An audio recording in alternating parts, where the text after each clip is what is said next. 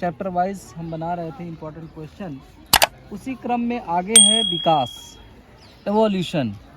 तो चैप्टर है 6, एवोल्यूशन में कौन कौन से बहुत ही इम्पोर्टेंट क्वेश्चन है, और इसी साल ये जोड़ा गया है क्योंकि कोरोना के टाइम से हटाया गया था ये चैप्टर।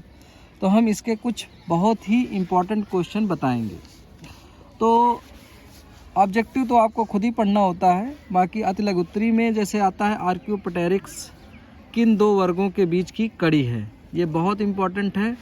इसके अलावा उत्परिवर्तन किसे कहते हैं, समजात और समृद्धि अंगों में एक एक उदाहरण बताइए।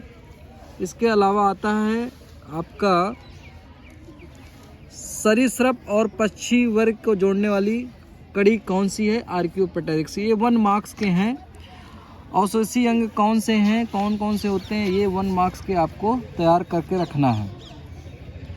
इसके अलावा आता है जेनेटिक ड्रिफ्ट्स, बेहद इम्पॉर्टेंट है ये आ सकता है कि जेनेटिक ड्रिफ्ट्स क्या होता है। क्वेसरवेट्स, जीवन की उत्पत्ति के संबंध में क्वेसरवेट्स के योगदान को स्पष्ट कीजिए, ये भी बहुत इम्पॉर्टेंट क्वेश्चन है। इसके अलावा फिर हम आते हैं लघु उत्तरीय प्रश्नोत्तर में, जिसमें मिसिंग लिंक और संयोजी कड़ी क्या होते हैं।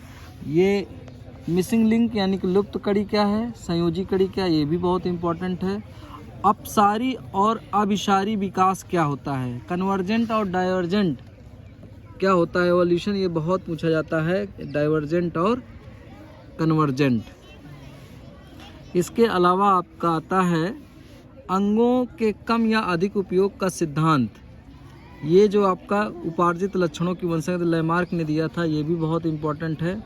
इसके अलावा आपका जो है समजात और समरूपता अंगों का उदाहरण सहित व्याख्या कीजिए, ये अंतर पूछा जा सकता है। फिर आता है क्वेश्चन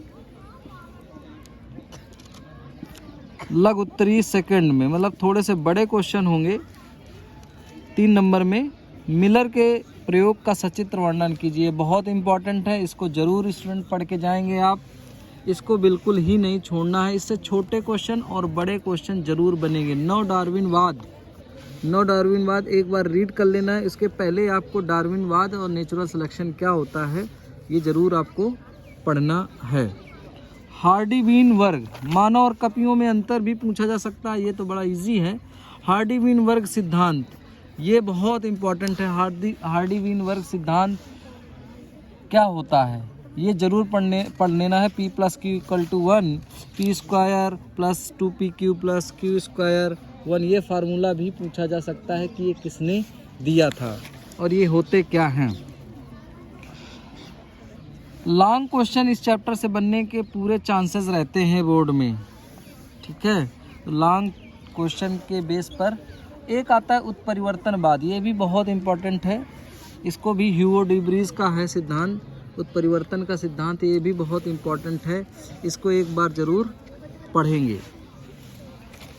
इसके अलावा समजात और समृद्ध अंग, होमोलोगस और एनालॉगस जो आर्गन हैं, ये जरूर उदाहरण जरूर याद कर लेंगे, ये भी बहुत इम्पोर्टेंट, मोस्ट इम्पोर्टेंट है। इसके अलावा जो है उतना उत्परिवर्तन तो मैंने बता दिया ह्यूगो डी ब्रीज का, इसके बड़े भी क्वेश्चन लॉन्ग क्वेश्चन बन सकते हैं।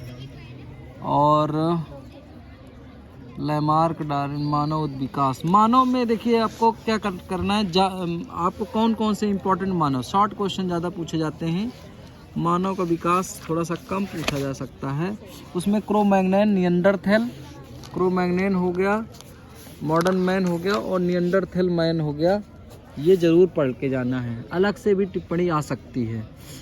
तो मेरे ख्याल से इतने क्वेश्चन अगर आप पढ़ के जाएंगे स्टूडेंट, तो 100% आप इस चैप्टर से करके आएंगे। तो ज़रूर पढ़ लेना इसको, इसमें कुछ भी छोड़ना नहीं है। इतना अगर पढ़ लिया आपने तो समझिए पूरे क्वेश्चन आप कर ले जाओगे, क्योंकि इसी के आसपास ही क्वेश्चन बनेंगे।